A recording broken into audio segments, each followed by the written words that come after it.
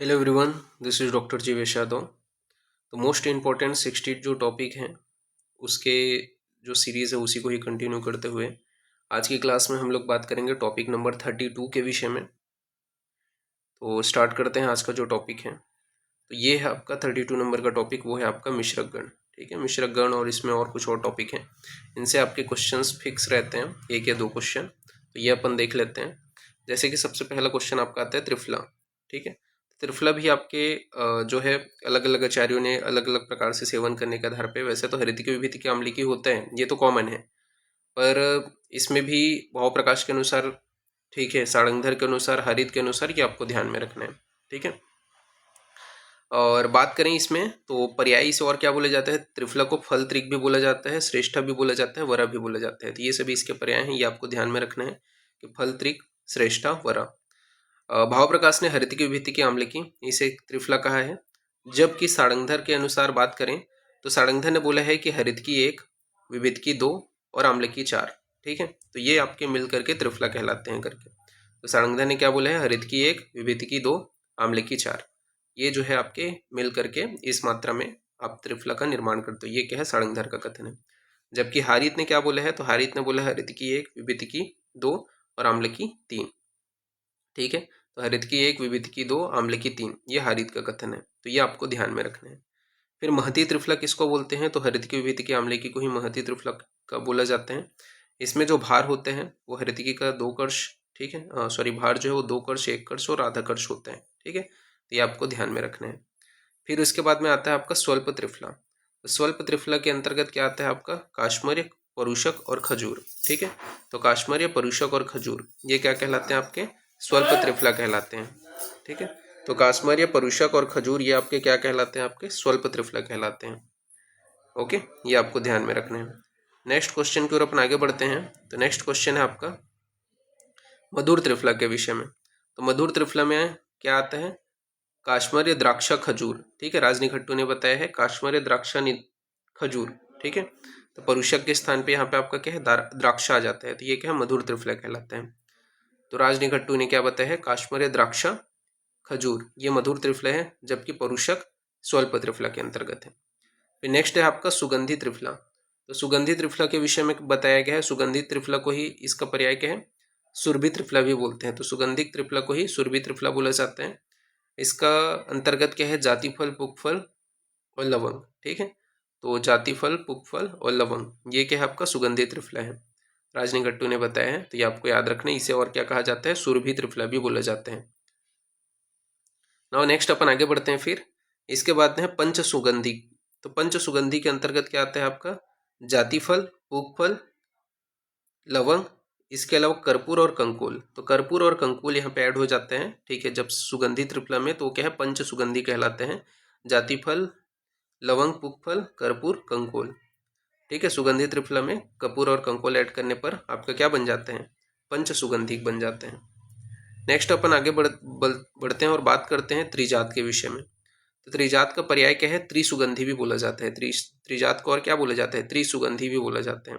तो त्रिजात के अंतर्गत क्या है, त्वक, एला, तेजपत्र। ठीक है, भाव प्रकाश ने क्या बोला है, त्रिजात के अंतर्गत त्वक, एला, तेजपत्र ये क्या कहलाता है, आपका त्रिजात कहलाता है। तो ये आपको ध्यान में रखना है, भाव प्रकाश ने त्वक, एला, तेजपत्र को त्रिजात बोले हैं। इसी का ही पर्याय क्या है, त्रिसुगंधी है। जबकि चतुर्जात में क्या आ जाता है आपका, नाग केसर जब त्रिजात में ऐड हो जाता है तो क्या है, आपका चतुर्जात बन जाते हैं। तो त्रिजात में जब त्रिजात में जब केसर ऐड हो जाता है तो वो क्या है, चतुर्जात बन जाता है। तो त्वक, एला, तेजपत्र और केसर ये क्या है, आपका चतुर्जात है। नेक्स्ट अपन आगे बढ़ते हैं। फिर बात करते हैं सर्वगंधम। तो सर्वगंधम के अंतर्गत क्या है, तो चतुर्जात आते हैं, त्वक, एला, तेजपत्र और केसर। ठीक है, टोटल 9 द्रव्य हैं इसके अंतर्गत, सर्वगंधम के अंतर्गत। तो चतुर्जात यानी कि त्वक, एला, तेजपत्र, केसर, इसके अलावा कर्पूर, कंकोल, अगरू और आपका सीलारस, लवंग ये क्या है, आपके सर्वगंधम कहलाते हैं। तो चतुर्जात यानी कि त्वक, एला, तेजपत्र, केसर, कर्पूर, कंकोल, अगरू, सीलारस और लवंग ये क्या है, सर्वगंधम कहलाते हैं। फिर नेक्स्ट अपन आगे बढ़ते हैं। तो नेक्स्ट है आपका कटु चतुर्जात। तो कटु चतुर्जात के अंतर्गत क्या आते हैं, त्वक, एला, तेजपत्र, मरीच।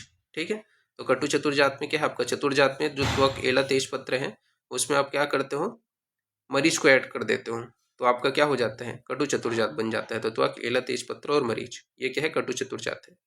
फिर महासुगंध द्रव्य के विषय में बात करते हैं तो महासुगंध द्रव्य में चंदन, अगरू, कुकुम, कर्पूर और कस्तूरी आता है। तो महासुगंध द्रव्य में क्या है, चंदन, अगरू, कुकुम, कर्पूर और कस्तूरी आता है। फिर त्रिकटु, त्रिकटु को ही व्योस भी बोला जाता है, त्रयुष्ण भी बोला जाता है। तो त्रिकटु को ही क्या है, व्योस भी बोला जाता है, त्रयुष्ण भी बोला जाता है, जिसके अंतर्गत शुंठी, मरीच, पिपली आते हैं। तो शुंठी, मरीच, पिपली ये क्या है, त्रिकटु, व्योस या त्रयुष्ण कहलाते हैं। फिर बात करते हैं चतुरुष्ण के विषय में। तो चतुरुष्ण के अंतर्गत क्या आता है, तो चतुरुष्ण में आपका शुंठी, पिपली, मरीच और पिपली मूल। ठीक है। तो त्रयुष्ण में जो है अपन क्या करते हैं, कांड मूल को ऐड करते हैं। ठीक है, शुंठी, मरीच, पिपली। तो इसमें क्या है, पिपली मूल यहाँ पे आपका हो गया, तो ये क्या है आपका चतुर काणा मूल, यानी कि पिपली का मूल जो है वो यहाँ पे आपका ऐड कर दिए, तो ये क्या होगा आपका चतुरुष्ण हो गया त्रयुष्ण में। ठीक है, तो ये आपको ध्यान में रखना है। फिर पंचकोल के अंतर्गत क्या आते हैं, तो सभी को एक एक कोल प्रमाण में लिया जाता है, इस वजह से पंचकोल कहते हैं। तो पिपली, पिपली मूल, चवे, चित्रक, शुंठी, 5 चीजें हैं, पिपली, पिपली मूल, चवे, चित्रक, शुंठी। तो ये किसके कंटेंट है, आपके पंचकोल के। फिर सड़ुष्ण के विषय में बात करते हैं तो सड़ुष्ण में आपका मरीच ऐड हो जाता है जब पंचकोल में, तो सड़ुष्ण कहलाता है। तो कौन से आपका पिपली, पिपली मूल, चवे, चित्रक, शुंठी और मरीच। तो मरीच ऐड हो गया तो ये क्या कहलाएगा, आपका सड़ुष्ण कहलाएगा। ठीक है, यानी कि चतुरुष्ण के साथ में जब चव्य ऐड होते हैं, ठीक है, और चित्रक, तो ये क्या है आपका चतुरुष्ण में चव्य और चित्रक जब ऐड हो जाते हैं तो वो क्या कहलाएगा आपका, तो वो आपका कहलाएगा सड़ुष्ण। और नेक्स्ट अपन आगे बढ़ते हैं। फिर त्रिमद, तो त्रिमद के अंतर्गत क्या है, चित्रक, मुस्ता, विडंग। त्रिमद में क्या है आपका मुस्ता, विडंग, चित्रक। ठीक है, ये क्या है आपका त्रिमद है, तो मुस्ता, विडंग, चित्रक ये त्रिमद है। फिर बात करते हैं त्रिसम या समत्रित। तो त्रिसम या समत्रित ये क्या है आपका हरिति, गुड़ और शुंठी। ये कश्यप ने बताया है। तो हरिति की गुड़, शुंठी ये क्या कहलाता है आपका त्रिसम या आपका समत्रित, हरिति की गुड़ और शुंठी। फिर बात करते हैं त्रिकार्षिक। तो त्रिकार्षिक के अंतर्गत क्या आता है, अतिविसा, मुस्ता और शुंठी।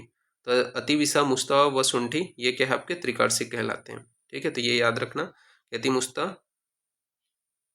अतिविसा, मुस्ता और शुंठी ये क्या है त्रिकार्षिक है।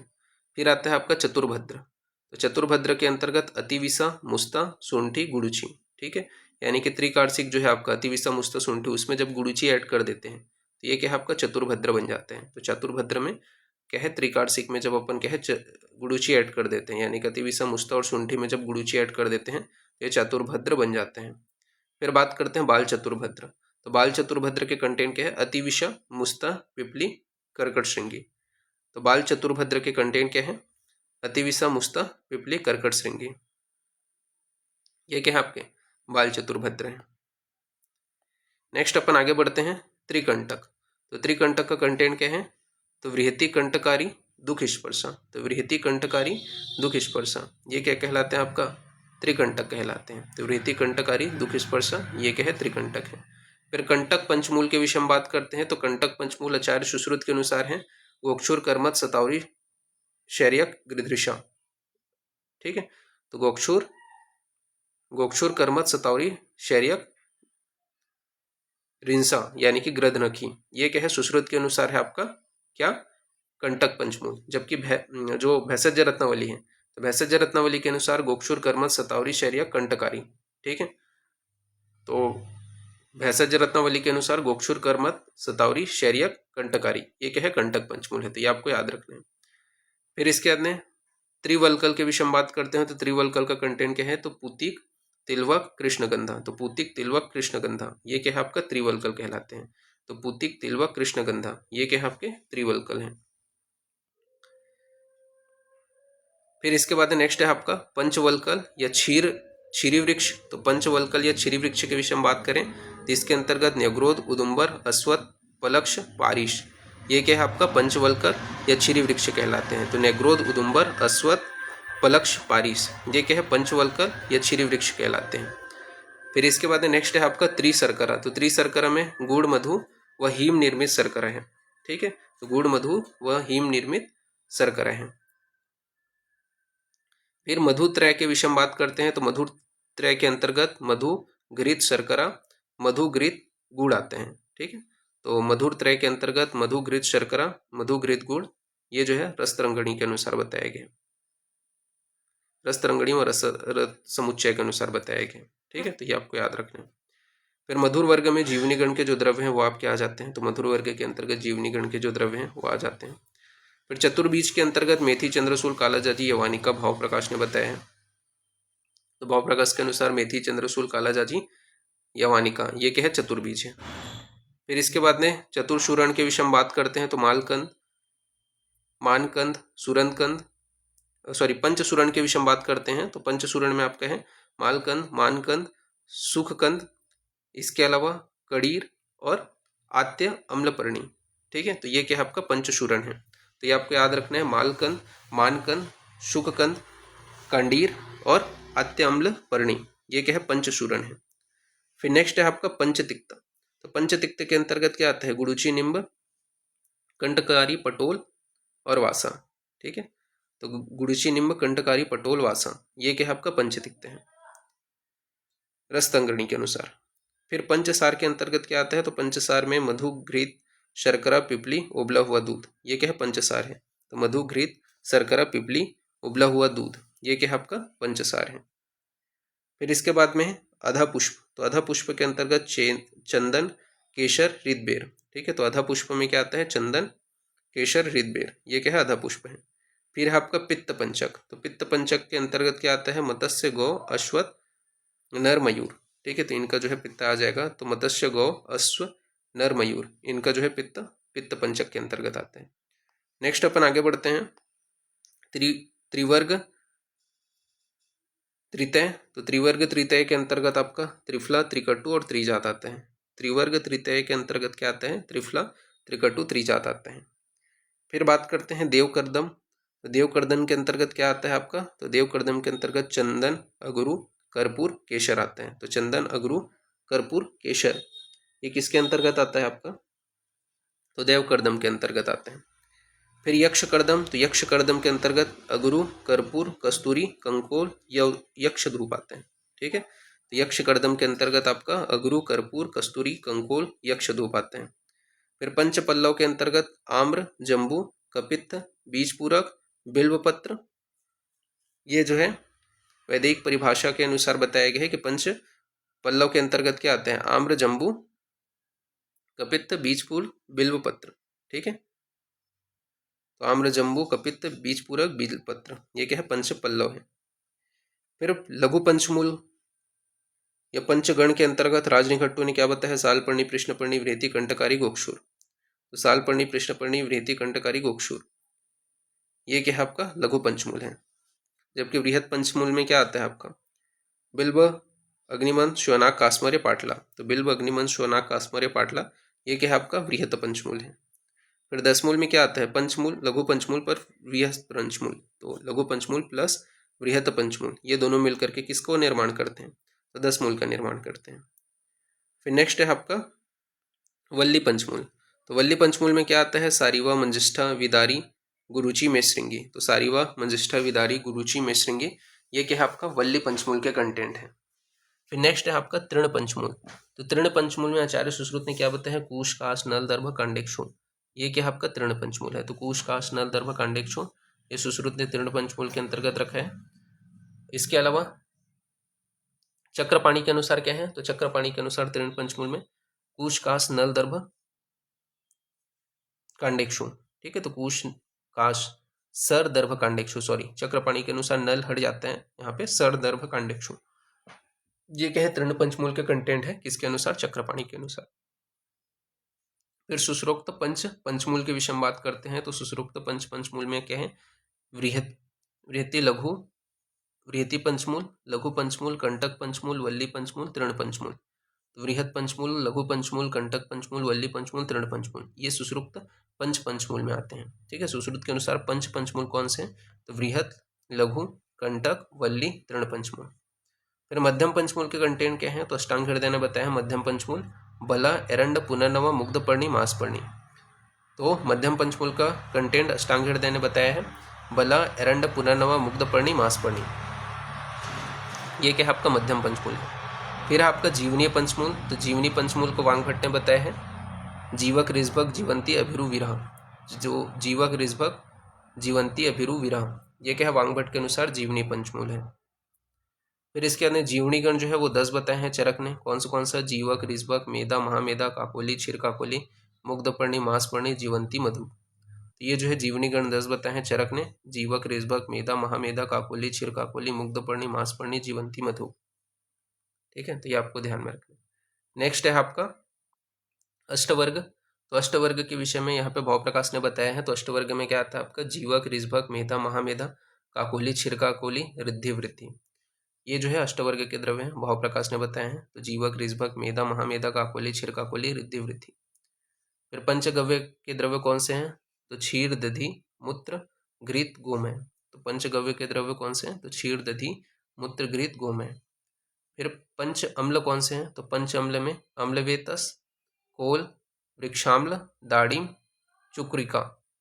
तो पंच अम्ल के अंतर्गत अम्लवेतस कोल वृक्षाम्ल दाड़िम चक्रिका ये आपका आते हैं। फिर अम्ल पंचक के विषय में बात करते हैं। तो अम्ल पंचक में आपका अम्लवेतस जंबीर नारंग नींबू मातुलुम। तो अम्ल पंचक के अंतर्गत अम्लवेतस जांबीर नारंग नींबूक मातुलुम, ये क्या है अम्ल पंचक है। एक लवण कौन सा है? तो सैंधव लवण है। तो एक लवण कौन सा आपका? सैंधव लवण है। नेक्स्ट क्वेश्चन की ओर अपन आगे बढ़ते हैं। तो नेक्स्ट क्वेश्चन बोलते हैं नेक्स्ट पॉइंट है आपका द्विलवण। तो द्विलवण में आपका सैंधव सवर चलाते हैं। एक लवण में सैंधव आते हैं, द्विलवण में सैंधव सवर चलाते हैं। त्रिलवण में आपका सैंधव सवरचल और वीड आते हैं। तो त्रिलवण में सैंधव सवरचल और वीड आते हैं। चतुर्लवण के अंतर्गत सैंधव सवरचल वीड और सामुद्गा आ जाता है। तो चतुर्लवण में आपका सैंधव सवरचल वीड और सामुद्गा आते हैं। पंचलवण या लवण पंचक के अंतर्गत सैंधव सवरचल वीड सामुद्गा और साभर। ठीक है, तो पंच लवण के अंतर्गत या लवण पंचक के अंतर्गत सैंधव सवरचल वीड सामुद्गा और साभर।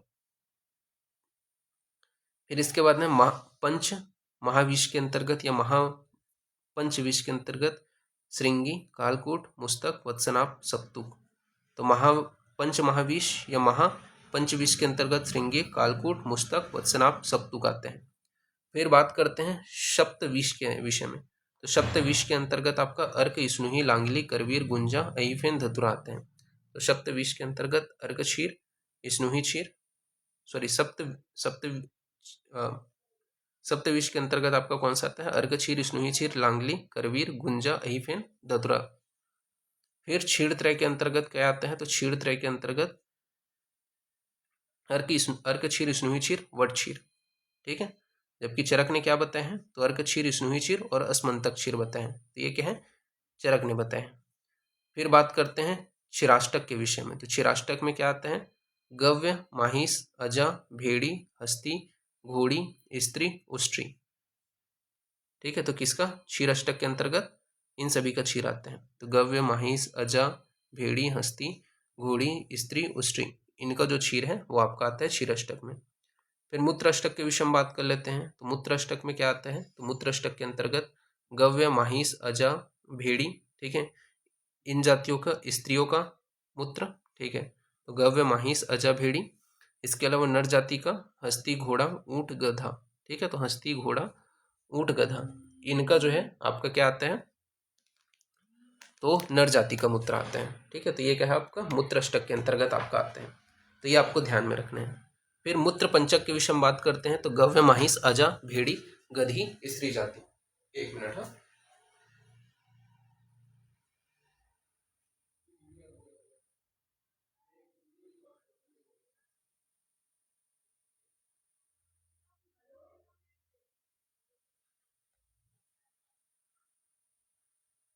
ओके। नाउ नेक्स्ट अपन आगे बढ़ते हैं। फिर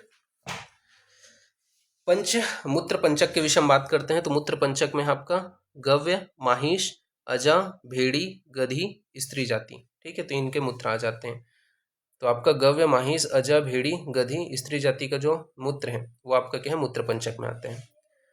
ठीक है, फिर क्षार द्वय के अंतर्गत यव क्षार व सज्जी क्षार आते हैं। तो क्षार द्वय में यव क्षार व सज्जी क्षार आते हैं। क्षार त्रय के अंतर्गत यव क्षार सज्जी क्षार व टंकन क्षार आते हैं। तो क्षार त्रय में आपका यव क्षार सज्जी क्षार व टंकन क्षार आते हैं। क्षार पंचक में आपका यव क्षार सर्ज क्षार मुष्क क्षार पलाश क्षार व तिल क्षार आते हैं। तो क्षार पंचक में आपका यव क्षार, सर्ज क्षार, मुष्क क्षार, पलाश क्षार व तिल क्षार आते हैं। फिर इसके बाद में बात करते हैं क्षार अष्टक में आपका यव क्षार, सज्जी क्षार, पलाश क्षार, तिल क्षार, अर्क क्षार, इसके अलावा चिलचिल क्षार, सीखी और वज्री क्षार आते हैं। तो क्षार अष्टक में आपका यव क्षार, सज्जी क्षार, पलाश क्षार, तिल क्षार, अर्क क्षार, चिलचिल क्षार, सीखी और वज्री क्षार आते हैं। फिर इसके बाद में अंजन त्रितय के अंतर्गत आपका कालांजन, पुष्पांजन, रसांजन आते हैं। तो अंजन त्रितय के अंतर्गत कालांजन, पुष्पांजन और रसांजन आते हैं।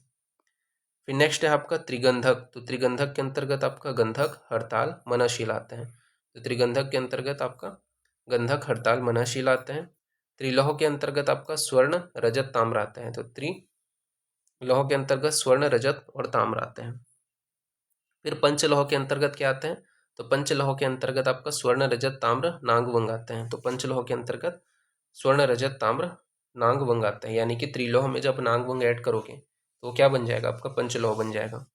फिर षडलोह के अंतर्गत पंचलोह में लोह को ऐड करते हैं तो वो क्या है? षडलोह कहलाता है। तो पंचलोह में जब लोह को ऐड करते हो तो षडलोह कहलाते हैं। फिर अष्टलोह क्या होता है? तो अष्टलोह में आपका पंचलोह में जब कांतलोह, मुंडलोह और तीक्ष्णलोह को ऐड करते हैं। तो अष्टलोह में जब पंचलोह, कांतलोह और मुंडलोह तथा तीक्ष्णलोह को ऐड करते हैं, ये क्या है? अष्टलोह कहलाते हैं। फिर इसके बाद में सप्त धातु। तो सप्त धातु के अंतर्गत क्या आता है आपका? स्वर्ण, रजत, ताम्र, कांतलोह, नाग, वंग, यशत।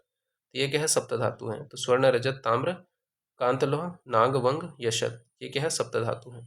फिर उपधातु के अंतर्गत स्वर्णमाक्षिक, रजतमाक्षिक, तुत्थ, कांस्य, रीति, सिंधु, सिंदूर, शिलाजतु, ये क्या है? उपधातु है। तो स्वर्णमाक्षिक, रजतमाक्षिक, तुत्थ, कांस्य, रीति, सिंदूर, शिलाजतु, ये क्या है? आपके उपधातु हैं।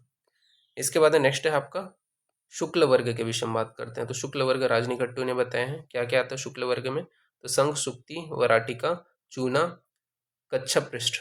ठीक है, तो ये क्या है? आपका शुक्ल वर्ग है।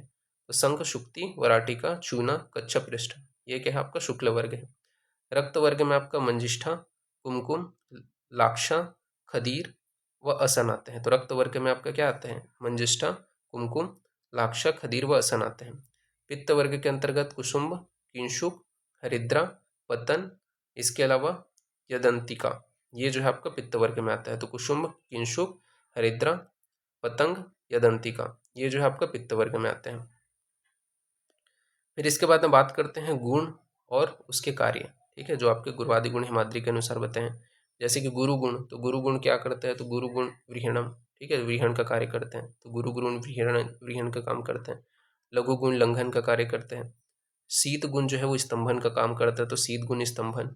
उष्ण गुण जो है वो आपका स्वेदन का काम करता है, तो उष्ण गुण स्वेदन। स्निग्ध जो गुण होता है वो क्लेदन का काम करता है, तो स्निग्ध गुण क्लेदन। रुक्ष गुण जो होता है वो शोषण का काम करता है, तो रुक्ष गुण शोषण। मंद गुण जो है वो किसका करता है? समन का काम करता है, तो मंद गुण शमन। तीक्ष्ण गुण जो है वो संशोधन का काम करता है, तो तीक्ष्ण गुण संशोधन। स्थिर गुण जो है वो धारण का काम करता है, तो स्थिर गुण धारण। सर गुण जो है वो प्रेरण का काम करता है, तो सर गुण प्रेरण। मृदु गुण जो है वो संलक्षण का काम करता है, तो मृदु गुण संलक्षण। कठिन जो है वो दृढ़ी करोति, तो दृढ़ करते हैं। ठीक है, तो दृढ़ीकरण का काम करते हैं, तो कठिन गुण दृढ़ीकरण। पिच्छिल गुण लेपन का काम करता है, तो पिच्छिल गुण लेपन। विशद गुण छालन का काम करता है, तो विशद गुण छालन। संलक्षण गुण रोपण का काम करते हैं, तो संलक्षण गुण रोपण। खर गुण लेखन का काम करते हैं, तो खर गुण लेखन। स्थूल गुण संवरण का काम करते हैं, तो स्थूल गुण संवरण। सूक्ष्म गुण विवरण का काम करता है, तो सूक्ष्म गुण विवरण। सांद्र गुण प्रसादन का काम करता है, तो सांद्र गुण प्रसादन। द्रव्य गुण विलोडन का काम करता है, तो द्रव्य गुण विलोडन। ठीक है, फिर गुण के विषय में यहाँ पे बताया गया है सार्थ, गुरुवादी, बुद्धि, प्रयत्नांत, परादेय, गुण प्रोक्ता। ये जो है आपका बताया गया गुण के विषय में कि सार्थ, गुरुवादी, बुद्धि, प्रयत्न, परादेय, गुण प्रोक्ता। यहाँ पे आपका टोटल जो है चरकोक्त 41 गुण बताए गए हैं, जिसमें से इंद्रिय गुण, जिसे वैशिष्टिक गुण, वैशेषिक गुण या विशिष्ट गुण भी बोले जाते हैं, इनकी संख्या क्या है? 5 है। तो इंद्रिय गुण, जिसे वैशेषिक गुण या विशिष्ट गुण भी बोले जाते हैं, इनकी संख्या 5 है। गुरुवादी गुण को ही चिकित्सकीय गुण भी बोले जाते हैं और शारीरिक गुण भी बोले जाते हैं, इनकी संख्या 20 है। तो गुरुवादी गुण को ही चिकित्सकीय गुण बोले जाते हैं और शारीरिक गुण बोले जाते हैं, इनकी संख्या 20 है। आत्मगुण को आध्यात्मिक गुण या आपका सात्विक गुण भी बोले जाते हैं, इनकी संख्या 6 है। तो आत्मगुण को आध्यात्मिक गुण या सात्विक गुण भी बोले जाते हैं, इनकी संख्या 6 है। परादि गुण को चिकित्सा सिद्धि को उपाय गुण बोला जाता है, इनकी संख्या 10 है। तो चिकित्सा सिद्धि को उपाय गुण, परादि गुण को बोले जाते हैं, इनकी संख्या 10 है। आत्मगुण को आध्यात्मिक गुण या सात्विक गुण ही बोला जाता है, इनकी संख्या 6 है। तो इस प्रकार से यहाँ पे आपके थोड़ा सा मैंने गुण वाला भी पार्ट यहाँ पे ऐड कर दिया, तो मिश्रक गण यहाँ पे आपका फिनिश होता है। ठीक है, तो अभी के लिए यहाँ पे ये टॉपिक फिनिश होते हैं। नेक्स्ट क्लास में नया टॉपिक अपन कवर करेंगे। ओके, तो फिर ठीक है, थैंक यू क्लास।